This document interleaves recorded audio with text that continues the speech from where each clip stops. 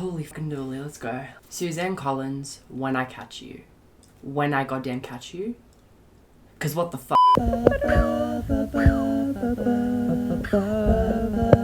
This review may be chaotic, so I do apologise. I do have notes, so if you see me looking over to my notes, I don't usually write notes, but I was editing the last video and I was like, hey, this actually sucks. I need notes to make me sound at all coherent in any way. So let's get things started. I'm gonna break this video down into a spoiler section and a non-spoiler section. First of all, I'll just show y'all some clips of the release event that I went to. It was very fun, it was very joyous. It was a hefty drive, but it was so worth it. I'll be back later, my love. Be back later, my love. Okay, update, I've parked somewhere. I thought it was gonna be in the shopping center, but it's not. It's like a strip mall situation, which I live. I drove past, it looked dead empty. So maybe there was like a back entrance I'm supposed to go to. But I hate going to things by myself. Well, I don't mind, but I get scared because I'm like, no one else is here. What if I look like a loser? Scary. There's people waiting outside.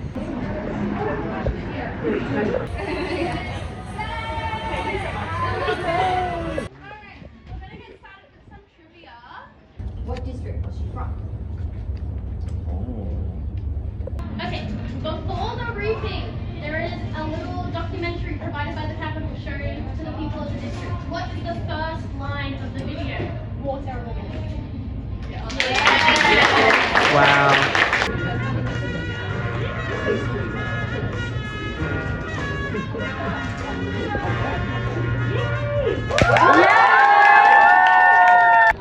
Oh my god. Oh my god. Okay, okay, Aurora, Queen, quiet for a sec. I'm heading off, guys. I'm heading off. It's go time. Let's go, lesbians. So the battleships will sink beneath the waves. Should I stay? Look at how my tears ricochet. Oh my god. Oh my god. Oh my god. We're back. Oh my god, amazing. I just wanted to say, first things first, this book contains extensive lore. The lore is so juicy and so heavy, and it's just delicious lore. It's delicious lore. It's everything I wanted out of this book. Some could say it is fan service, and which I could understand, and I agree. And I agree that in a sense it's fan service, but I also think that Suzanne Collins didn't take all these years to finally write these prequel books just because she wanted money. You know damn well she has something to say, and this book is very current. I also think it introduces new content. It's not just full fan service. I do think that fans will get very satisfied. Me, as a huge fan of these series, was very satisfied when I finished this book. Devastated, but satisfied. It introduces us to new content and new ideas and topics that we haven't fully discussed. Suzanne Collins' Hunger Games novels are very prominent in one specific angle that they take about a specific topic. As I said in my previous video, as everyone knows, Ballad of Songbirds and Snakes was the nature versus nurture conversation. And this book was about implicit submission and the easiness in which the many can be governed by the few. And I definitely read that in this. I would recommend, certain elements of it reminded me a lot of North Korea. I actually watched a YouTube video recently of this British guy who went to North Korea and he documented it as a journalist. And after he went back, North Korea closed its borders for tourists. There's a lot of elements of this that are eerily similar to North Korea. And implicit submission, once again. And propaganda. Propaganda is a huge factor in that. Posters are a huge factor. Another big element I found was it reminded me a lot of 1984 by George Orwell. The kind of watchful eye. Hunger Games books in itself definitely does lend itself to that genre and definitely would be inspired by something like 1984. But specifically this one, it very much reminded me a lot of 1984. There was a lot of elements of it that felt very Big Brother-esque, very watchful eye-esque. And I think that if you're interested in books like that, obviously pick this one up. Any fan will get more out of this series in this book. It is a must-have. I think it really, really helps understand the story and understand Haymitch as a character. Because when we see him in the Hunger Games books, he's a drunken mess. And you're like, why does he get like that? And we get certain lore in Catching Fire, but not even nearly as much as we get in this book. This book had to be made. Haymitch's story deserved to be told. So yeah, I would highly, highly, highly recommend this book. It's a must-have to me. Holy fucking dolly, let's go into the spoiler section. Once again, I'm just gonna rant because I feel like ranting, and this review may not be eloquent. So if you want like a really thought out review that's just like la la la la la, live, I do too. Someone else who's smarter than me can make that video. This is for the people who want to rant, who just want to get this off their chest, because like the amount of shit that happened in this book and the amount of lore that we have and everything, we get it. Okay, starting off, part 1, opening up the birthday. I'm taking this off, things are getting serious. This was cute, but now like the real ones are here who finished the book, and like this is, let's get comfortable, you know. Having Haymitch's birthday on the Reaping, we all knew from the excerpt, but that's just fun. No matter how bad a day you're having, know that Haymitch Abernathy has had a worst one, okay? This man has been put through it. From the very beginning. Because what do you mean you're born on the day of the Reaping? And Sid and Haymitch's relationship really reflected Katniss and Prim's. He's kind of reflects this element of purity, just like Prim, which I think is iconic. Haymitch, you know, the first thing he sees on the morning of the Reaping is Sid, just like with Katniss. And I think it's a beautiful connection. I think it's devastating what happens to Sid. And Prim, oh my god, I guess for my life. Lenore Dove, Cubby. We all knew she was Cubby because everyone had suspected it from the name, which is very obvious, but it's just so cool to read it and be like, she's Cubby. One huge aspect of the Hunger Games that I think that I adore in basically every single book is the meadow. The meadow is so important. Even in Battle of Songbirds and Snakes, this meadow has seen it all. The idea of this same location representing all these different relationships and representing this passage of time just ripped my soul in two. I was like, oh my god. And I can just picture in my head the meadow and I just think of Lucy Gray singing at the guitar. I'm getting distracted, but this is a rant. It's not eloquent, I apologise. But yeah, the meadow is just beautiful. And then Burdock Everdeen. Burdock Everdeen. Also, burdock being the name of a plant that's amongst the daisy family. No. Wrecked me. Katniss is a plant. Primrose is a plant. It's too good. And then Astrid March. The mum's name is Astrid March. Astrid means beauty of God, like grace, like just beauty, which makes sense because we know that she was beautiful when she was younger, before grief aged her a lot and kind of made her really severely depressed, like Haymitch. Also, one thing I love about the Hunger Games is the importance of rebellion and how it begins. I think music is a huge aspect of that, you know. Lucy Gray was a poet. She wrote and she told these stories and they got passed down and passed down and passed down. And I think it's a beautiful way to show that no matter what happens, through these songs, through these messages and warnings, we're able to learn from our past and we're able to remember our past. Also, speaking of rebellion, the necklace being a flint striker, which starts fires, it's like this flint striker, you need something else with it to start the fire. And when Katniss comes around, she starts that fire, and then Haymitch adds to it, and it's just, oh my god. I love obviously the imagery of fire and the symbolism of fire, which obviously has been in all of the books. I mean, it's huge. Something catching fire, something sparking up, the rebellion sparking up. For Lenore Dove to give this as the flint striker is iconic. Also, it's not a gripe, it's not really a gripe, but one thing I did, this is very on the nose, the snake and the songbird. And I'm like, for this symbol to exist canon in the Hunger Games universe, it made me Google because I was like, this is very on the nose. Like, but I mean, I love it. And also snakes and songbirds, I mean, yeah, that's a huge part of Panem as well. So I get it, but it just made me Google because I was like, this is very on the nose, but I love it anyway. Like, this represents, I mean, so much. It represents the catching of fire, it represents Plutarch, it represents Effie. Oh, we'll get there. The posters as well, that Haymitch remarks, remind me a lot of the North Korean propaganda posters. And just propaganda posters in general throughout global conflict all over the world. Boldness of these posters and the kind of straight in your face of these posters. And for posters to be a huge aspect in this is so interesting and very not predictable. There's a bird outside my window. Are you coming to the tree. I mean, posters are obviously just a huge factor in propaganda anyway, and now obviously we've got online as well, which is, I mean, another whole can of worms that is for another video. I could go on in depth about that. Also, Drusilla sucks. She actually sucks. She's so vile, and it's so obvious that she's vile. And I wrote here that it directly contrasts Effie, because Effie was in that exact same role in the Hunger Games books, the 74th and 75th games. But you can tell, even though they have similar upbringings, one of them leads more toward this and one of them leads more toward this. Yes, they're brainwashed through propaganda. They both believe the games are for the best, but unfortunately, we can tell who has the heart and who doesn't. And Drusilla, she sucks. She actually sucks. I mean, there's a lot of links to Catching Fire in this. I truly do think this is Catching Fire's older sister. Like, it feels like this book and this film that will come out about this book in next year really will deliver us the juicy, kind of extensive world building that Catching Fire did. Not saying goodbye, once again, reminding me a lot of Catching Fire, that you're not allowed to say goodbye, you gotta go. And Katniss is like, but I get to say goodbye. And Haymitch is like, but I want to say goodbye. It's just, once again, Catching Fire, Shadows on the Reaping, like, very, like, this is just, yeah, definitely. Also, the fucking random mention of, I think it's Otho or Otho, I can't, these names are so confusing. Otho Malark. I was like, oh, did I just read that right? And my friend listened to the audiobook and I told her and she was like, I didn't even pick up on that. And I was like, girl, I know.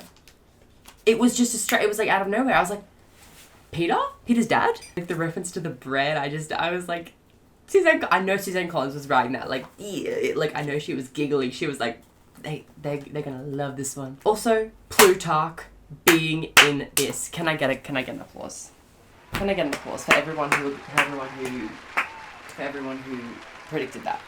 It was kind of obvious. Plutarch, I mean, brilliant. It made so much sense. It just, and everything he is in this book is exactly how I imagined that he would be. The way that he delivered it reminded me a lot of being like, we could do it this way, but how about we do it this way? Because this way is smarter and less violent, but smarter and less violent, but smart. You know, it reminded me a lot of him. I think specifically in the films, the way that he talks to Snow in the films, because we get more lore in that, you know, the way that he's like, let's do this, but I'm actually going to convince you that this is the better option because it's what I want. And I just think it's amazing. One big question that I had was, how will the development of technology change? Because it's not going to be what we see in Baldos and Western Snakes. It's going to be progressed. I don't think it's going to be what we see in the trilogy, because that was, you know, a couple of years more down the line. The way that this was, you know, I wrote that the train is better, but it's still got the bunk beds, and it's not really like the luxury train that we see in the series. It's not, you know, a literal cattle car. It's like, they've got bunk beds, they've got air conditioning. It's a little nicer, but still, you know, not ideal. But none of it's ideal, frankly. So, I mean, also the fucking Lucy Gray mention. In 50 years, we've only had one victor, and that was a long time ago. A girl who no one seems to know anything about. Back then, barely anyone in 12 had a television, so the games were more hearsay. I've never even seen her in the clips of the old shows. But then those early efforts are rarely featured, as they are said to be badly filmed and lacking in spectacle. My parents weren't born yet, and even Mama wouldn't tell me much about the girl. I brought our Victor up with Lenore Dove a few times, but she never wanted to discuss her. Lucy Gray is actually a big part of this book. Like, she just is. Like, she's not, like, she's in the background of everything. She's just, her impact, this book is coded in Lucy Gray's colours. It's coded in her impact, and I just thought it was beautiful. Also, the mental system. Once again, I'm setting up. I predicted it. Well, so did other people. I do not take credit, but I predicted it. People were telling me, like, no, they won't do the mental system. They won't have other victors be mentors. Guess who's laughing now? Not me, because I was right. And I was like, who could it be? Wasn't Chaff. Frankly, Chaff's not in this at all. Mags and Wyrus. Mags! And then we got lore to Wyrus's games, which are, to me, the most, like, not like anything we've seen. Like, the mirrors, I was, like, trying to visualize it, and I was like, what? I don't understand what I'm trying to visualize. I'm like, is everything made out of mirrors? I'm very confused. Brilliant. Just brilliant. I was obsessed. I think that's a new aspect of the games that I actually haven't seen is that kind of style of arena. And Mag's there, and she's just so warm and inviting, and like just a mother, and like, oh my god, I just and I forgot she dies in Catching Fire. And Wyrus too. They literally both die. Oh my god, I didn't even realise. I literally just forgot, and I just remembered, and I'm like, oh, that's really makes me very happy. Thank you so much. Also, Maisie sang "Don't You Ever Touch Me Again" to Drusilla, and we cheered. We clapped and we cheered like a seal. Frankly, I was like, Queen, you better tell her. One thing I love about Maisie is she is so not. She's hated because she's can be mean, which is very valid, but she's also, in this situation, she's very much not what the people of the capital expect someone from 12 to be. She's not like this run down kind of girl from the seam that they always see. She's like rich, upper class, not rich for 12, a poor district, but like, she's quite wealthy given the place that she's in. She like is like, I'm not eating out without a fork, I'm not eating with my hands. Like, I just quit. She's like, don't you ever touch me ever again. Your outfit just sucks. And it does. The Mockingjay pin lore, and then Maisie calling it like, being like, it's like a gross old pin, whatever. It's like, I wanted a butterfly. That's so funny. Also, Mag's talking about all she wanted to do in the arena was protect her tribute. Just reminded me a lot of Katniss and Peter, and I just thought that was really, like, effective, and I think that connection between Mags and Katniss is very beautiful and not something that I had picked up on as much. Also, it's so funny that Katniss chooses Mag, Speedy, and Wyrus to be their allies in the third quarter quell. Because obviously they were Haymitch's mentors. I just thought, Haymitch can never run from Katniss. They are like this, okay? They are so alike, more than they even realize. And I just thought that connection was so subtle, but just so fun and beautiful. Also, we get to see Snow, and he's like off. He's so out of it. He's like throwing up. I'm like, that is so funny because there's an element of composure that Snow keeps, and he still keeps it in this, but he's obviously had some bad seafood that was poison. He's just come out of a meeting where he just killed somebody apparently, and he's like, I need the antidote, and he's trying to get it away. It was so funny. And then Haymitch with the milk, like drinking it, being like, there's none left, I don't know. And if Kiefer Sutherland doesn't get cast as Snow for the film, I will boycott the whole thing, because it's the only person that can play Snow. Don't piss me off. Another excerpt that I just found delicious was Snow talking about Lenore Dove being cubby and saying, like, she's delightful to look at, swishes around in bright colours and sings like a mockingjay. You love her, and oh how she seems to love you. Except sometimes you wonder, because her plans don't include you at all. That was just nasty. And I literally wrote, Snow is so projecting, so you were a guy to Lucy Gray LMAO. Like, okay, what the fuck does that have to do with Haymitch? You were a guy. So like, and you used Lucy Gray, so like, and what now? And Snow lands on top. It's back. Snow lands on top. Part 2, The Rascal. This direction was so not what I expected. Haymitch being not a rebel, but a rascal. Also, Lulu, that was just, I actually really think that is almost like a foreshadowing to the hijacking that Peter gets.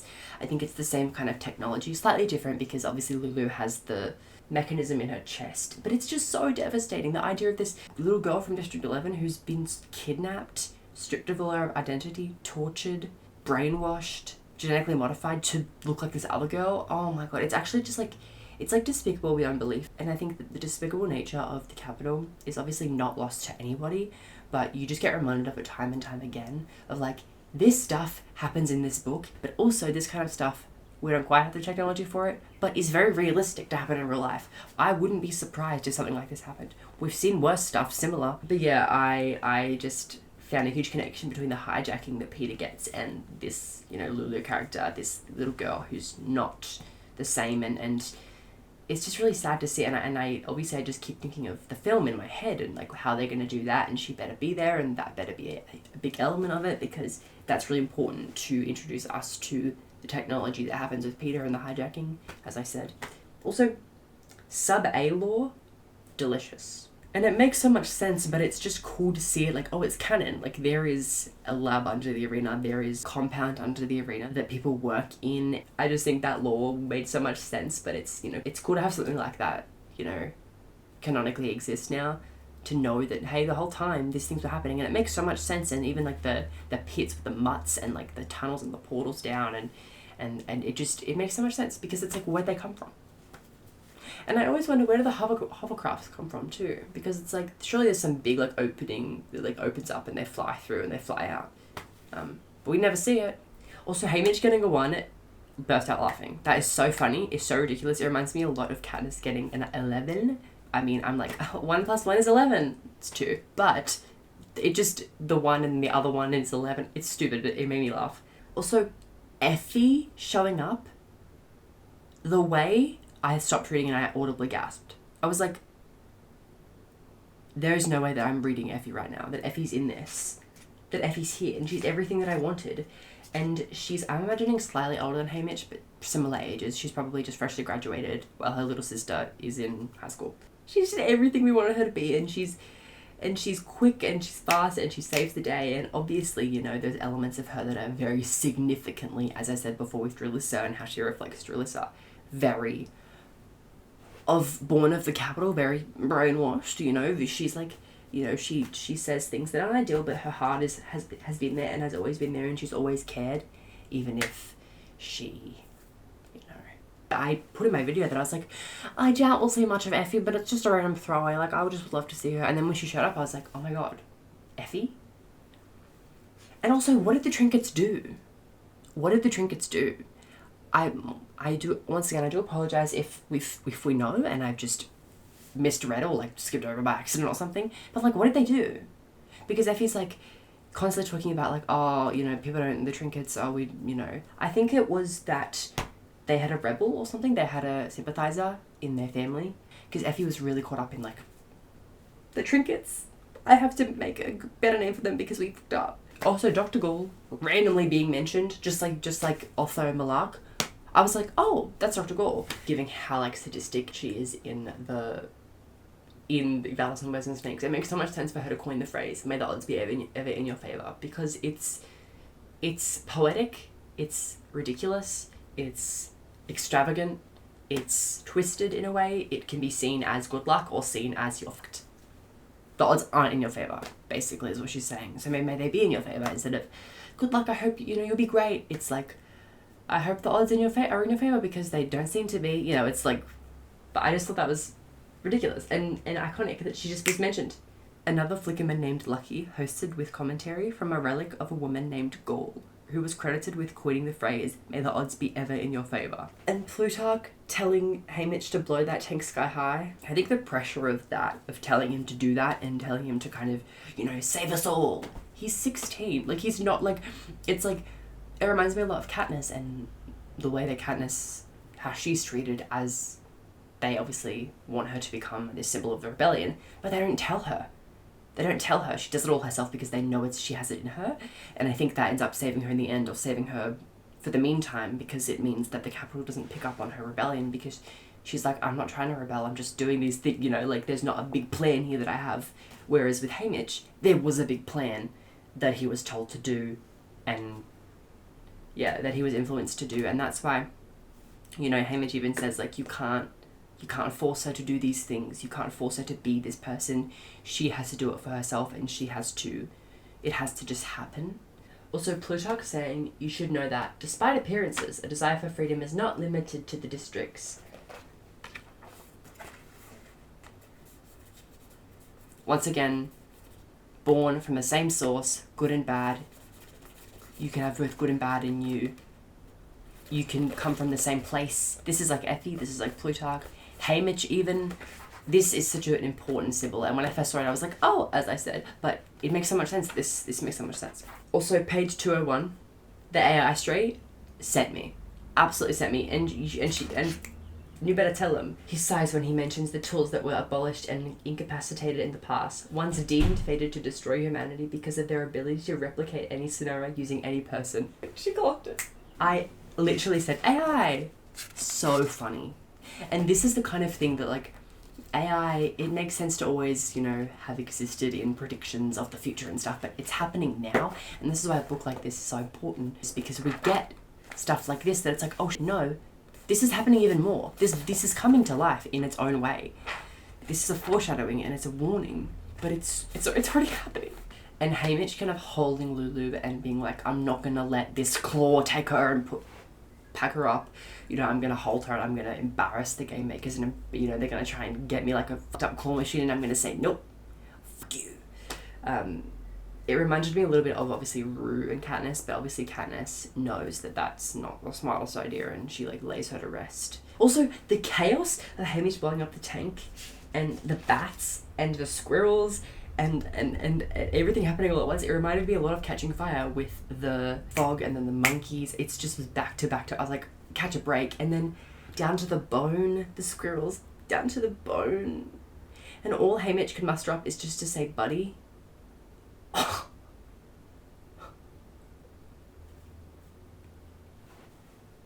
Just buddy. That's just like, he's unfathomable. It's unfathomable. And then him saying like, I'm never ever gonna forget that sight. And that really did, you know, it reminded me a lot of Katniss of being like, the deep-rooted trauma you'll get from this situation, it doesn't just go away. It stays with you forever. It's no matter what happens, it stays with you forever. The trauma of this never ever ends. It never leaves you. You work through it and you deal with it, but it's forever in your mind. Now, third and final part, the poster. One part that really had me emotional was at page 258. Who do I think I am?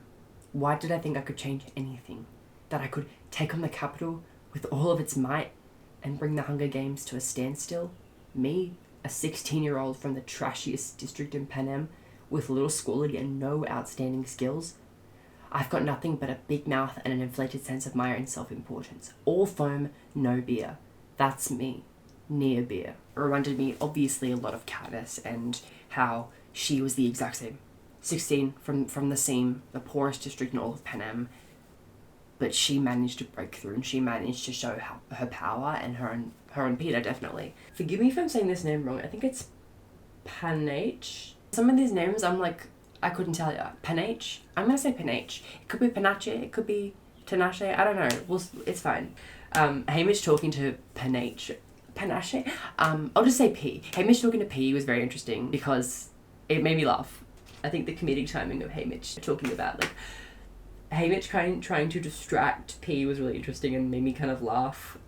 He's very quick-witted and smart and funny, and I think that a little element of like that, like, you don't want to kill me, you don't want to do that. I wouldn't do that if I were you. Was funny and ridiculous and just like what you would obviously do. Trump was scary, obviously, but one element that made me laugh is they were being fed in this arena.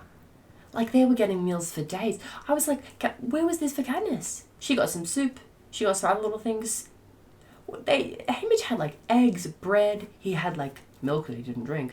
Potato. I was like, yeah, this is that meal. They had nut butter. They had like bananas. I was like, y'all, literally, Katniss was fighting for her life, trying to hunt.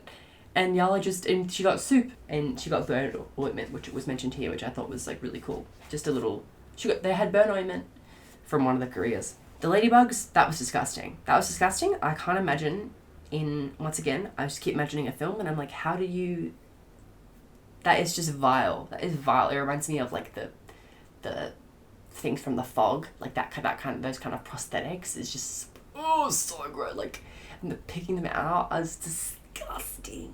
But now we understand the ladybugs in the symbols that we got teased. I was like, when they showed up, I was like, oh. And the porcupine. Also, the hint of the rose smell mixed with like the muck of just like being dirty, but the rose smell, I was like, oh, interesting. Snow once again, all over this arena, more than I think we are told. And the blood posters mentioned, you know, I'm not going to let them paint their posters with my blood. I'm not going to let my suffering further their narrative of how things are.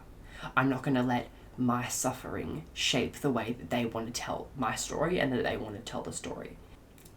Nothing you can take from me being mentioned. Delicious. I loved that. It made me so happy. I loved it. And obviously the flamingos. We know about the flamingos. Devastating. Welly and her being decapitated and starving and her saying, don't leave me, and then he does. It reminded me once again a lot of Rue and Katniss. I couldn't save her. You know, Katniss says I couldn't save her, and just the violence of the holding her decapitated head, like The Hunger Games is so violent, and obviously in the films we don't see that as much because we want to keep the PG rating and the M rating so we can further distribute the film and the message out to more people, which I completely understand. But I think just them being so overtly violent, the violence is so important, and it's not necessarily in a voyeuristic way. I think it's more in a confronting way. We don't always need to see it, but that just made me ill. Just the holding a decapitated head. And Haymitch saying these games will have no victor. I'm not going to let anybody win. I'm going to kill myself. Once again, Katniss, Peter, and the berries, we're not going to play their game. I don't want to be a part of their game. They don't get a victor. They don't get a winner. Haymitch waking up in almost a nightmare scenario. There is the bunny that was with him in the arena that just gets swallowed by a snake hole.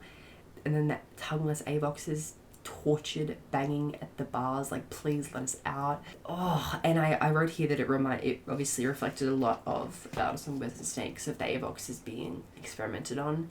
And we know that in human history that kind of stuff has happened, and it's just really intense. Also, one evening, a haunting melody weaves through my dreams. I startle from sleep, calling Lenore Dove's name. The television glows. On screen, a girl in a rainbow of ruffles sings a familiar tune with unfamiliar words. It's sooner than later that I'm 6 feet under. It's sooner than later that you'll be alone. So who will you turn to tomorrow, I wonder? For when the bell rings, lover, you're on your own. She performs on a stage with a shabby backdrop before a capital audience in old-fashioned clothes. Great Aunt Messalina and Great Uncle Silas would fit right in. Her voice, the accent, the way those fingers command the guitar strings, a cover girl for sure, but not mine. And I am the one who you let see you weeping. I know the soul that you struggle to save.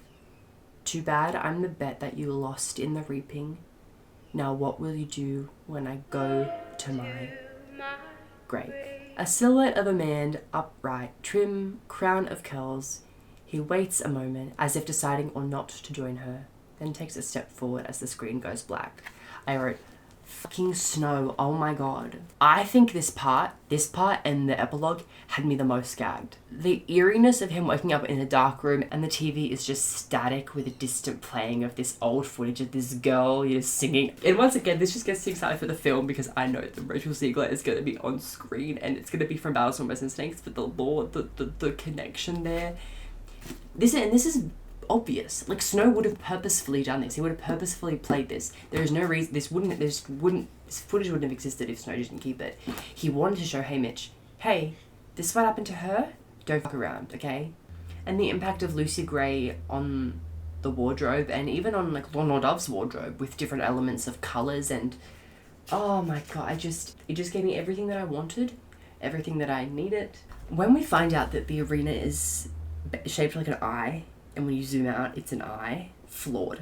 I was flawed. I was like, that's instantly where my head, the whole time I hadn't even realised, and that when I saw the eye, I said, this reminds me of 1984, the watchful eye. They're always watching. They're always watching. No matter what you do, you're always on camera, you're always being surveillanced. Just this. Oh, and Haymitch even says it, it's sadistic. It reminds us that we're always being watched. This book, the whole series in itself is heavily about that of, surveillance and rebelling against that, and even the way that you're perceived, perception, and positive and negative perception. One element of this that I really was confused by, there is a cat ear woman that is mentioned twice, okay? Twice. A cat ear woman. The first throwaway line I said, is that supposed to be Tigress? The way that this woman acts didn't give Tigress, but we don't know the context. She was in the crowd, oh my god, she was very capital, brainwashed. We see her at the beginning, we see her at basically the end. We don't really see her throughout that, but this cat ear woman, and then she's mentioned twice, and that really made me think, surely this is supposed to be Tigress. A very loose hint of Tigress. We didn't see Tigress at all in this book, unless it's this. And once again, there's still lore told there. There is still lore there, absolutely, there's still lore there. The way that this woman acts, didn't necessarily reflect Tigress, but we don't know. But surely it is. If not, why would she mention it twice? I mean, it could be, you know, like a reference to Tigress, and maybe Tigress is somewhere in the capital doing something and she's inspiring other people to like want to. But the cat ears, surely that's Tigress, and Suzanne Collins is like teasing us. Also, the use of the old there before, that's my favourite song of Ballad, and the use of that in the funeral I just thought was visceral and devastating, and reflected Lucy Gray as well, you know. When Lucy Gray sang it, she sang it as this kind of final swan song, and in this context with the funeral, it's similar. It's a message of goodbye, it's a message of moving on, of you're headed for heaven, sweet old hereafter, and I've got one foot in the door. Like, she's saying goodbye, she knows that her time has come. And then Lenore Dove wanting to run away with Haymitch reminded me a lot of Snow and Lucy Gray. Obviously, Haymitch is down. He's like, I'm down, this is my girl. Absolutely. He's not like, yeah, but the capital's for me. Like, he's like, I'm down, I'm going with you, like, 100%. Obviously, they don't. And one part near the back end of the book that was really prominent, I mean, it's been prominent the whole time, is The Raven by Edgar Allan Poe. Especially in those last couple of pages, it was every page, it was like half a page, it was going on. I was reading it and I was like, it's interesting when you search it up and you reflect it on Haymitch. It's obviously very key there. It's very on the nose as well, which I think could be a criticism, but for me, I don't mind because I think it helps me understand. It could be seen as a little bit expositional, but I didn't mind. But The Raven, this poem, this ballad about this man who can't forget his love and is constantly reminded and is just in depths of despair, in grief, and he gets angry and he gets sad and he pushes people away just like Haymitch does. And obviously in the poem in itself, the speaker asks the Raven to leave and starts getting angry, and that reflected, I think, a lot of Burdock as well. The Covey graves. We now know Lucy Gray has passed on. Once again, we don't know how, okay? I don't think Snow killed her. I think she lived out in the woods. I think the Covey visited her and came back, and we know that her grave and the secret Covey grave was very much out quite far past where Snow and Lucy Gray ever went. So that makes me convinced that, you know, this is not... But also, we don't know what age she was when she died. In my headcanon, I think she grew to be older and passed away of whatever reason. She could have died of old age. Obviously, she was about Snow's age. She's like a middle-aged, but we don't know.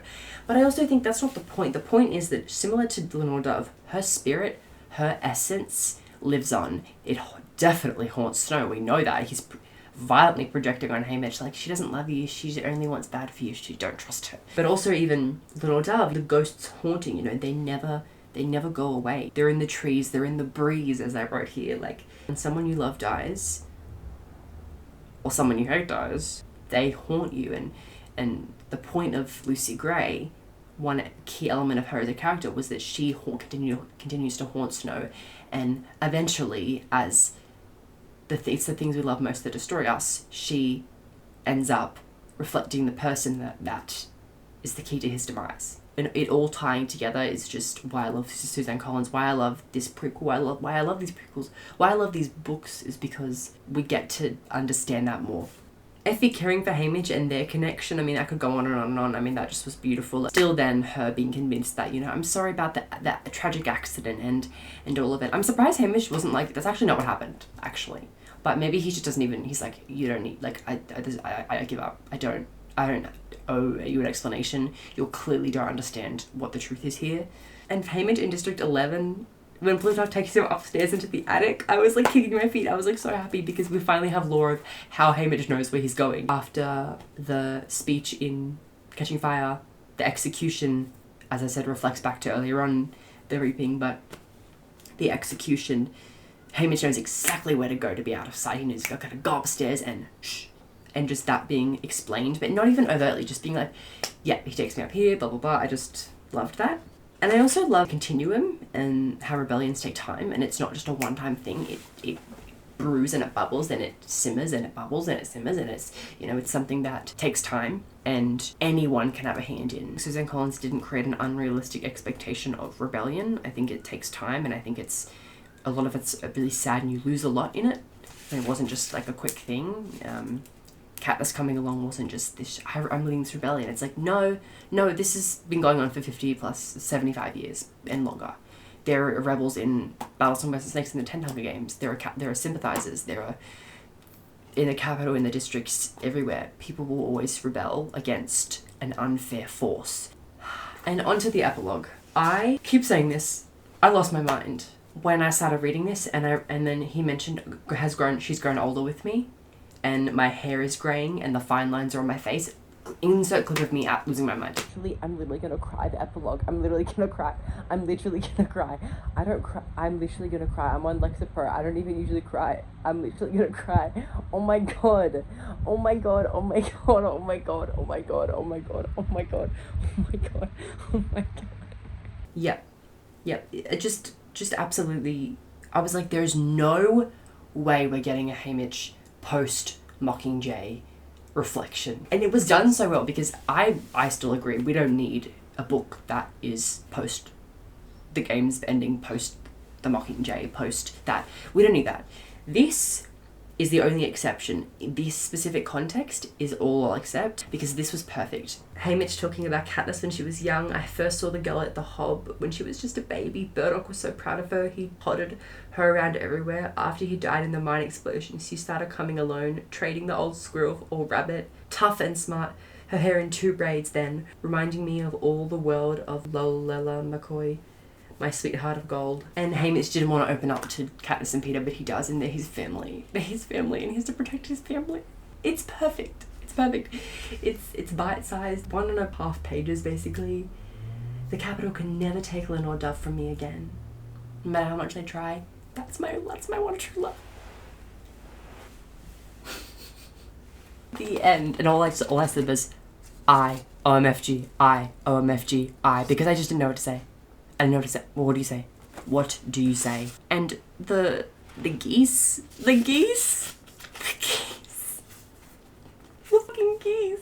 I'm so happy with this. I'm so thankful that she's given us this. I'm eternally grateful. She didn't have to do this or this, but she did, because she had more story to tell.